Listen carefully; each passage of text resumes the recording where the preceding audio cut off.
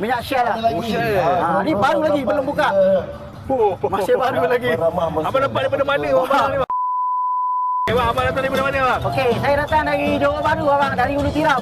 Saya simpan motor ni dah 3 tahun. Saya tertarik dengan abang punya konsep yang kat belakang tu. Mungkin abang boleh kongsi sikit, bang. Ini kira konsep dulu kalau kat kampung, kita buat servis minyak jalanan. Kalau orang nak servis minyak motor, kita boleh datang rumah. Kalau kat kebun, rosak kita boleh tukar tiup ke apa ke. Okey. Dulu kat kampung, kalau kat JB dulu kawan saya ada buat juga macam ni. Ni semua dah old stock punya lah.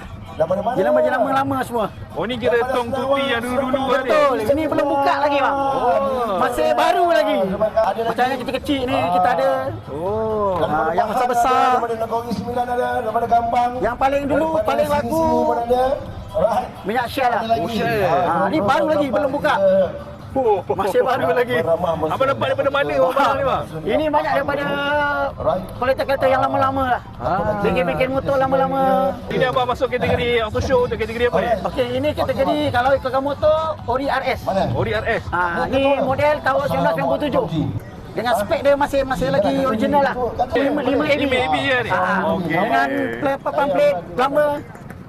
Mesin L lama plastik. Dia pakai plastik ikat ke? Dulu plastik, dia bukan stiker. Dulu gantung kat motor lah. Dengan kalau malam-malam rosak betul kat motor, kita ada pakai torchlight. Kan kalau malam-malam tak nampak. Ni torchlight ni. Torchlight lama. Okey. So abang ada apa-apa next project ke untuk motor ni? Setakat ni saya nak kekalkan macam gini je. Kekal je lah.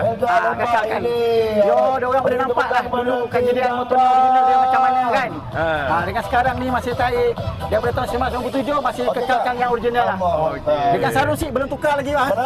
Oh, masih kekalkan yang original. Masih kekal dia original lah. Walaupun dia koyak. Kita kekalkan dia. Okey, baik. Terima kasih banyak, bang, sebab kongsi pengalaman, bang. Baik. Okey. Terima kasih. Assalamualaikum.